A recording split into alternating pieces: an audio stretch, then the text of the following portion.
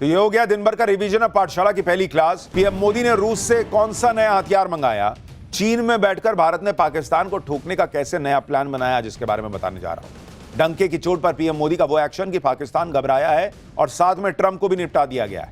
हाफिज सईद मसूद अजहर के सामने घुटनों पर आए पाकिस्तान ने कौन सा नया ब्लंडर कर दिया है, सबसे पहले इसकी बात करने जा रहा हूं। इस वक्त नरेंद्र मोदी को घेरने के लिए इंडी गठबंधन ने पूरा जोर तो लगाया हुआ है और उनके दिमाग में बिहार का इलेक्शन घूम रहा है, इसलिए कभी वोटर लिस्ट की बात कर रहे हैं, कभी संविधान को लेकर संघ के बयान पर बवाल मचा रहे हैं, जिससे नरेंद्र मोदी के खिलाफ माहौल बन सके।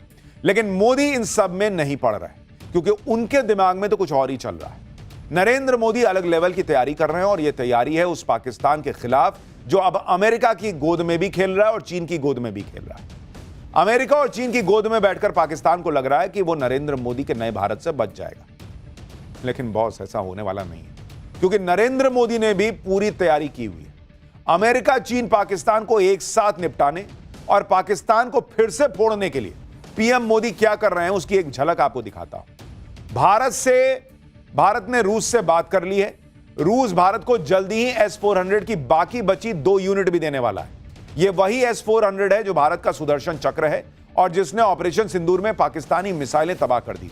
इसके साथ ही भारत अब रूस से लड़ाकू विमान सुखोई 30 MKI का अपग्रेडेड वर्जन भी ले रहा है। ऑपरेशन सिंदूर के दौरान सुखोई 30 MKI से ही ब्रह्मोस मिसाइल दागकर पाकिस्तान के एयरबेस फोड़ दिए गए थे। यानी भारत बहुत जल्दी में है अपने हथियारों की खेप को बढ़ाने के लिए। क्या इसका मतलब यह है कि बहुत जल्द ऑपरेशन सिंदूर पार्ट 2 लॉन्च होना है? भारत को ऐसे और हथियार मिलने वाले हैं जिनका खौफ पाकिस्तान के दिल में बैठा हुआ है। कमाल की बात यह है कि पाकिस्तान के लिए बुरी खबर चीन की धरती से आई है। चीन में बैठकर ही भारत ने रूस से S-400, सुखोई और बाकी हथियार देने पर बात की है। रूस से ताजा बातचीत में भारत और कौन कौन से हथियार ले रहा है, चीन में भारत और रूस की दोस्ती को देखकर कैसे जिनपिंग की टेंशन बढ़ गई होगी, यह सब आज आपको बताने वाला हूं। साथ ही ट्रंप का चैप्टर भी खोलूंगा, कैसे हाल के कुछ दिनों में दूसरी बेइज्जती हुई है उनकी और कौन सा लश्कर का नया आतंकी मारा गया है, यह भी आपको दिखाऊंगा। पहले मोदी के नए खेल ने कैसे ट्रंप और चीन दोनों को झटका दिया है। भारत ने आज एक ऐसा काम कर दिया जिससे चीन, पाकिस्तान और अमेरिका तीनों एक साथ निपटेंगे। भारत ने नए हथियार मंगवाने के लिए रूस से बात कर ली है। रूस के हथियारों का नाम सुनकर ही पाकिस्तान और चीन कांप जाते हैं क्योंकि भारत ने रूसी हथियारों और अपने मेड इन इंडिया हथियारों से मिलकर पाकिस्तान को फोड़ा था और चीन के हथियारों को कबाड़ साबित कर दिया था। जब रूस से भारत नए हथियार लेगा तो चीन और पाकिस्तान दोनों निपट जाएंगे। बचे डोनाल्ड ट्रंप और उनका अमेरिका, जो फर्जी फील्ड मार्शल असीम मुनीर को लंच करवा रहे थे। उनको भी भारत ने तगड़ा मैसेज दे दिया कि अमेरिका अपने हथियार अपने पास ही रख सकता है, हमको कोई दिक्कत नहीं है। अब भारत रूस से हथियारों की डील करने वाला है। आज चीन में SCO मीटिंग के इतर भारत के रक्षा मंत्री राजनाथ सिंह ने रूस के रक्षा मंत्री से मुलाकात की। इस बातचीत में रक्षा मंत्री राजनाथ सिंह ने S-400 की जल्द से जल्द डिलीवरी पर जोर दिया। सूत्रों का दावा है कि रूस ने भारत को S-400 की टाइम पर डिलीवरी का भरोसा दिया है। रूस अभी यूक्रेन युद्ध में फंसा है, जिसकी वजह से रूस से भारत को हथियार सप्लाई में दिक्कतें आ रही हैं। लेकिन रूस ने भरोसा दिया है भारत को कि वो जल्द S-400 की बाकी बची 2 यूनिट भी दे देगा, कोई देरी नहीं करेगा। साल 2018 में भारत ने रूस से S-400 की 5 स्क्वाड्रन खरीदने की डील की थी। भारत को साल 2023 के अंत तक S-400 की 5 स्क्वाड्रन मिल जानी थी, लेकिन अभी 3 मिली। सूत्रों के मुताबिक रूस S-400 की चौथी खेप साल 2026 में और 5वीं खेप साल 2027 में देगा। अभी S-400 की 3 यूनिट चीन और पाकिस्तान के बॉर्डर पर तैनात है। 2 और यूनिट मिलने से भारत के एयर डिफेंस सिस्टम को और मजबूती मिल जाएगी। दरअसल S-400 की एक यूनिट में क्या क्या होता है, एक स्क्वाड्रन में क्या क्या शामिल होता है, आपको यह भी बताता हूं। S-400 के हर एक स्क्वाड्रन में 2 मिसाइल बैटरियां होती हैं, जिनमें 128 मिसाइलें शामिल होती हैं। ये मिसाइलें हवा में ही दुश्मन के bombers, fighter jet, cruise missile को तबाह कर सकती है। ये मिसाइलें 120, 200, 250 और 380 किलोमीटर तक मार करने की में सक्षम है। हर स्क्वाड्रन में लंबी दूरी का रडार सिस्टम और हर मौसम में चलने वाले ट्रांसपोर्ट व्हीकल होते हैं। S-400 के अलावा भारत ने रूस से सुखोई 30 MKI के अपग्रेडेड वर्जन की सप्लाई पर भी आज बात कर ली।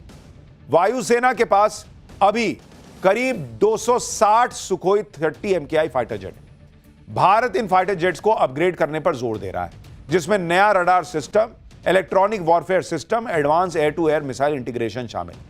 पाकिस्तान और चीन के खतरे को देखते हुए आधुनिक सुखोई 30 MKI बहुत जरूरी है।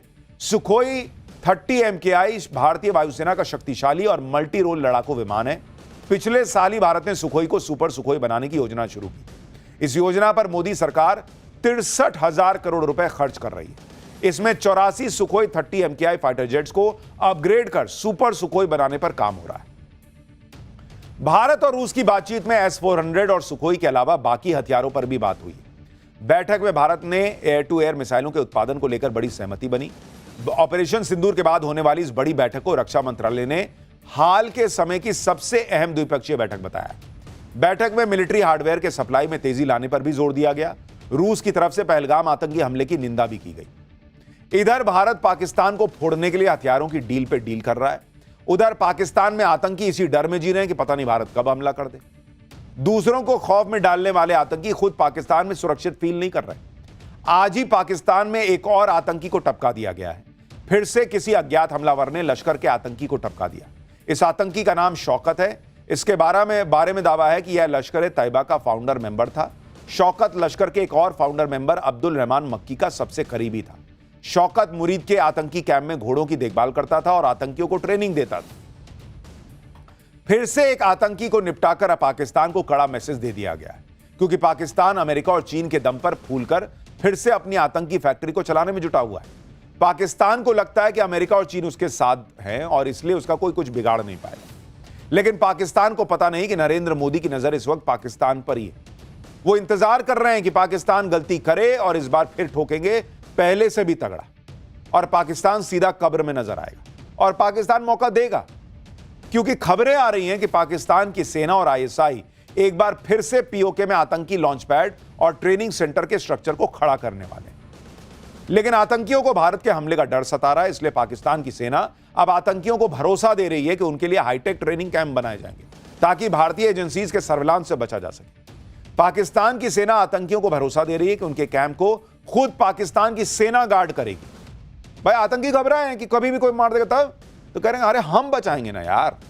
एक कैंप में 200 से ज्यादा आतंकियों की ट्रेनिंग या उनके रुकने का इंतजाम नहीं होगा, ताकि अगर भारत का हमला हो तो एक साथ 200 से ज्यादा आतंकी न टपक जाए।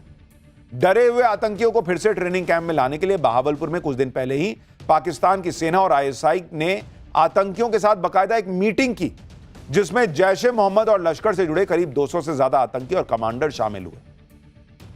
यानी यह मान के चलिए कि पाकिस्तान बहुत दिन नहीं लगाएगा और ऑपरेशन सिंदूर पार्ट 2 लॉन्च करने का मौका देगा।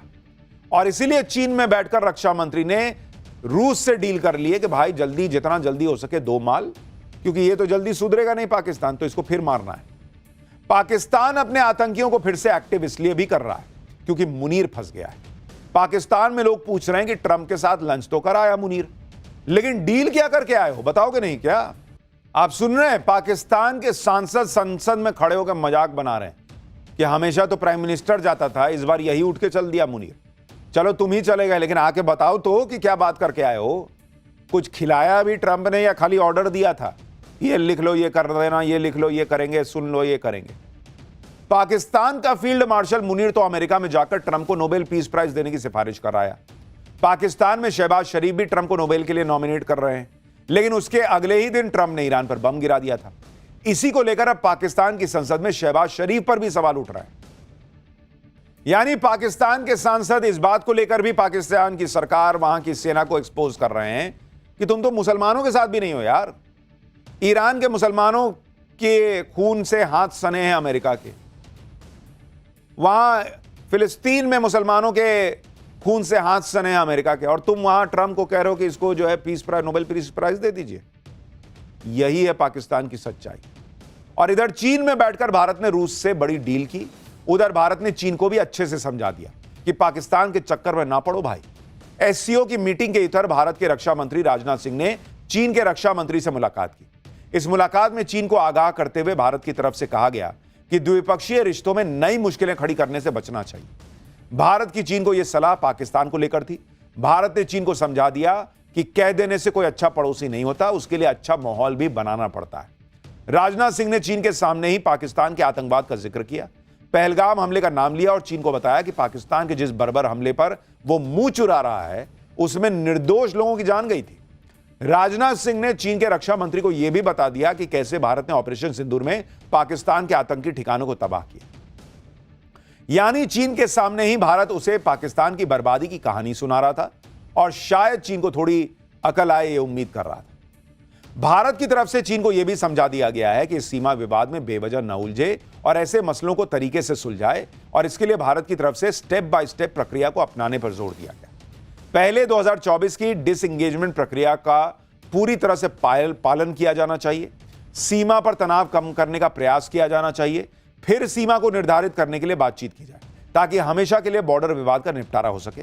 राजनाथ सिंह ने कहा कि ग्राउंड पर एक्शन लेना होगा, जो अविश्वास पैदा हुआ है उसे कम करना होगा। भारत और चीन दोनों तरफ से एलएसी पर शांति बनाए रखने पर जोर दिया गया। चीन के रुख से यही लग रहा है कि ऑपरेशन सिंदूर में पाकिस्तान की धुलाई देखकर वो ये समझ गया है कि भारत से सीधे टक्कर लेने में फायदा नहीं है बॉस। मोदी ने चीन को टाइट तो किया ही, फिर ट्रंप का भी नंबर आया, जो भारत पाकिस्तान के मामले में बड़े उछल रहे थे। लेकिन पहली बात तो नरेंद्र मोदी ने ट्रंप के मुंह पर ही कह दी थी कि अपने काम से काम रखो, फोन पे बोला था। दूसरी बात यह है कि ट्रंप जिस तरह से अमेरिका का कबाड़ा करते जा रहे हैं उसमें उन्हें खुद को बचाने के लिए मोदी का ही सहारा लेना होगा। आप देखिए कि ट्रंप की नीतियों से अमेरिका का क्या हाल हो गया है। अमेरिका की जीडीपी में इस साल जनवरी से मार्च तिमाही में 0.5% की गिरावट दर्ज हो गई है, जो 2022 के बाद सबसे बड़ी गिरावट है। जबकि अक्टूबर दिसंबर 2024 की तिमाही में अमेरिकी अर्थव्यवस्था 2.4% की दर से बढ़ रही थी। भाई, ट्रंप के आने के बाद गिर गई अर्थव्यवस्था अमेरिका में। ट्रंप ने जनवरी में ही राष्ट्रपति पद की शपथ ली थी और आते ही पूरी दुनिया से टैरिफ वॉर छेड़ दिया, जिसमें अब अमेरिका खुद फंस गया है।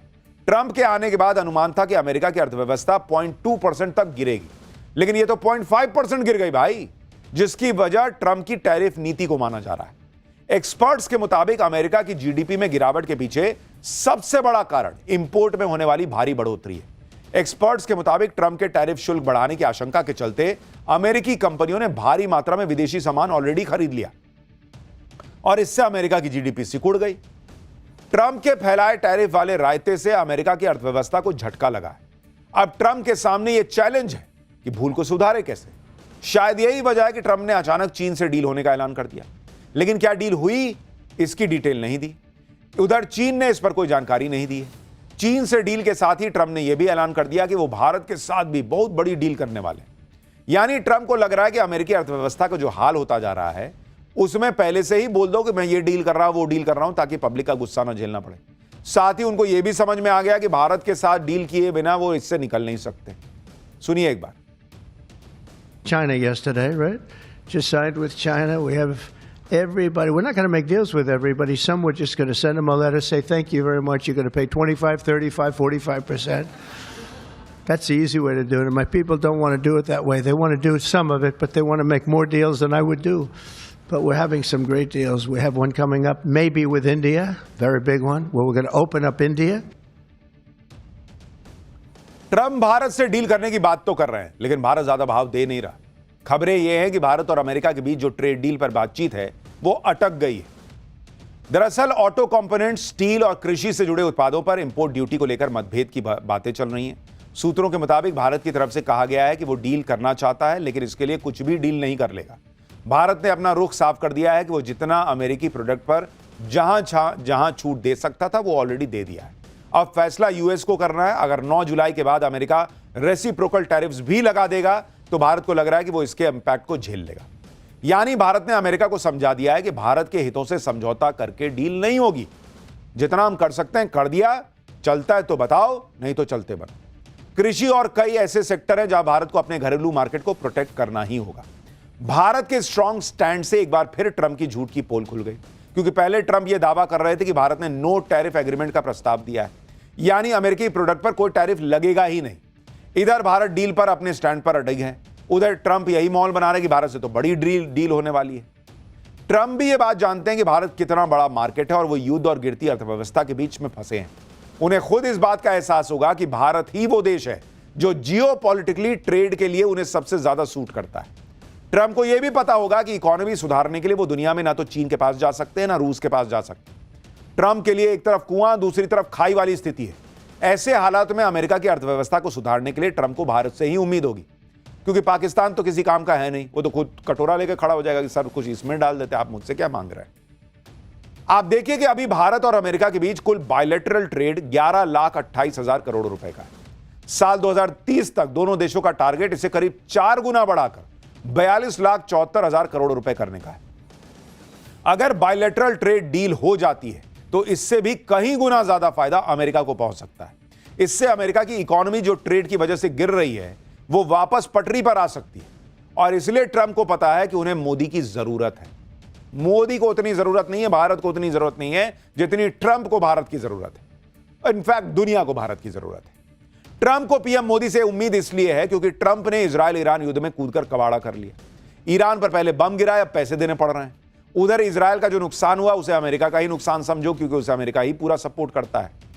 अब कहा जा रहा है, आप देखिए जो खबरें आ रही हैं उसके मुताबिक कहा जा रहा है कि ईरान को पैसा देगा अमेरिका। ईरान को पैसा देगा कौन? अमेरिका। भाई पहले फोड़ रहे थे, अब तुम कह रहे हो हम पैसा देंगे। क्या ही हिसाब है? और कितना पैसा देगा? 2,57,000 करोड़ रुपए। सोचिए बॉस, इतना पैसा देगा। 2.5 लाख करोड़ रुपए से ज्यादा। अपनी अर्थव्यवस्था अमेरिका से संभल नहीं रही। ईरान युद्ध में इजरायल का खर्चा जो है वो करीब 42,745 करोड़ रुपए 12 दिन के युद्ध का बैठा है। गाजा युद्ध में इजरायल का खर्चा 34 लाख करोड़ रुपए है करीब 2 साल में। यह सारा पैसा अमेरिका की जेब से जाना है। अमेरिका ऐसे ही खर्चा करता रहेगा तो एक ना एक दिन हालात खराब हो जाएंगे। ऊपर से ट्रंप की पॉलिसी है जो अमेरिका को और बर्बाद कर रही है। मेडिकल कॉलेज के बाद आप सोचिए, इस पर आऊंगा आगे, बंगाल की बात करूंगा, लेकिन आप सोचिए क्या हालात हो गए हैं कि ट्रंप जो है उसको समझ में नहीं आ रहा है क्या करना है।